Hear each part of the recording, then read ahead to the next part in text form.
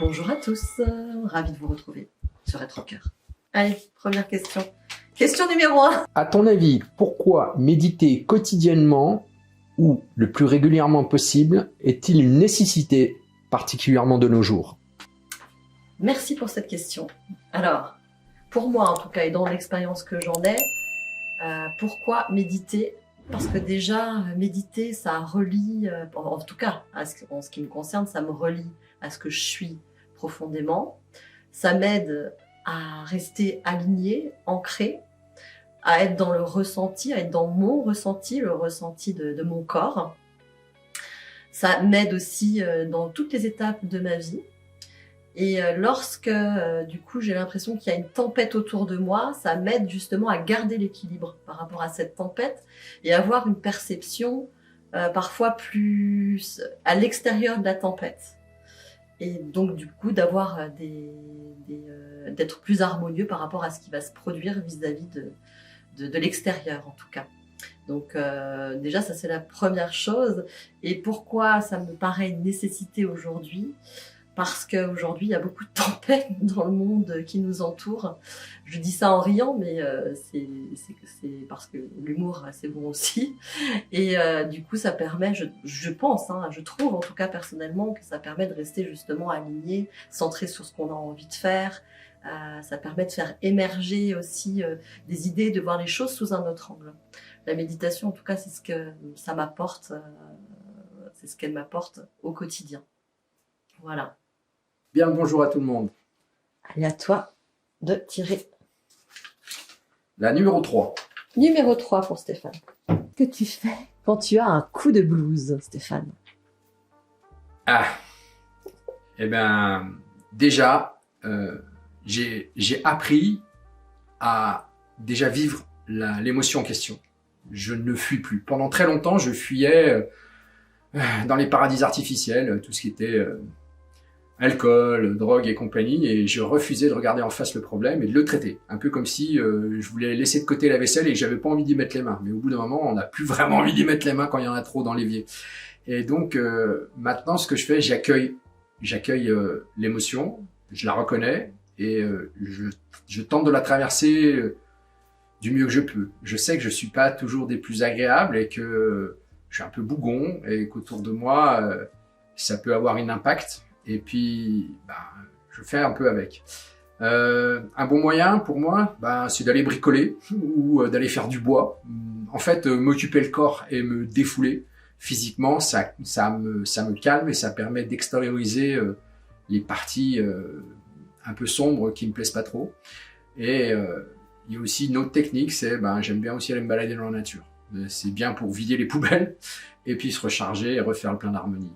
Voilà en gros ce que je fais et ce que j'essaye de faire au mieux.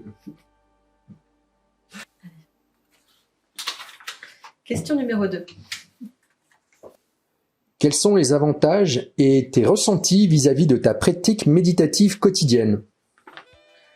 Alors, les avantages de la méditation, c'est comme je disais déjà dans la première question, ça va être vraiment, déjà, dans un premier temps, ça me permet de me relier à ce que je suis.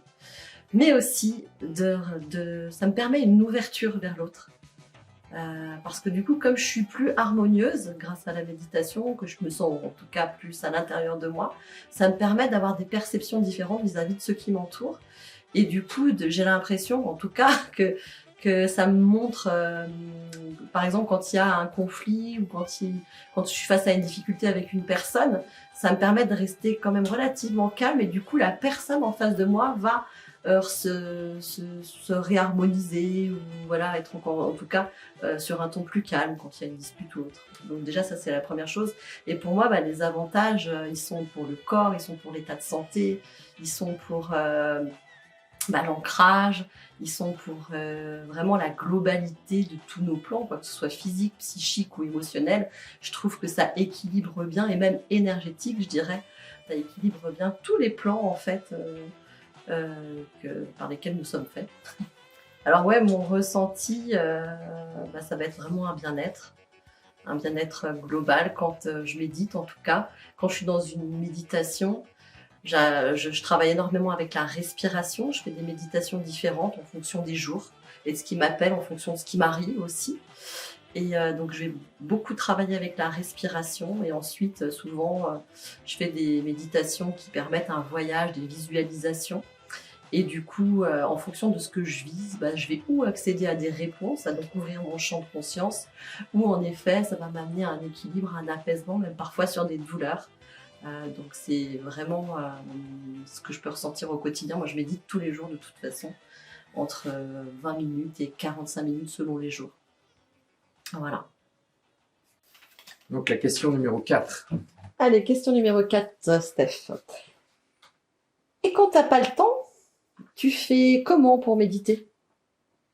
Ah oui, ça c'est souvent le problème. On a des journées tellement chargées, en tout cas moi aussi, comme tout le monde, qu'on court. Donc en fait, ce que j'ai trouvé comme solution, c'est de le faire le matin. Le matin au réveil. En plus, c'est hyper conseillé parce que je sais que mon mental est beaucoup moins puissant le matin. Du coup, il est beaucoup plus perméable, on va dire, et j'arrive plus facilement à rentrer dans une méditation. Donc déjà, sans parler de méditation, je pratique, enfin, la prière à mon âme, c'est tous les matins, je l'écoute 3 fois en me mettant véritablement en conscience et je suis complètement présent à cette écoute. Donc j'écoute et je me délecte de la puissance de cette canalisation. Merci à Aurore Rogier de nous l'avoir canalisé. Et à la suite de quoi, souvent je fais une cohérence cardiaque. Donc la cohérence cardiaque, vous la trouvez évidemment sur notre chaîne, elle fait 7 minutes au total. Et c'est déjà juste prendre véritablement conscience de sa respiration. Donc c'est une méditation un peu plus légère. Après, c'est vrai que quand je suis véritablement motivé, je me mets en mode méditation, donc je m'en choisis une, généralement sur notre chaîne, mais sinon je vais aussi voir ailleurs et je m'écoute une méditation qui peut durer 20 minutes. Avant, j'étais capable de méditer 30-40 minutes, quoi. Maintenant que tout s'est accéléré, j'ai un petit peu du mal, du coup j'ai tendance à un petit peu condenser.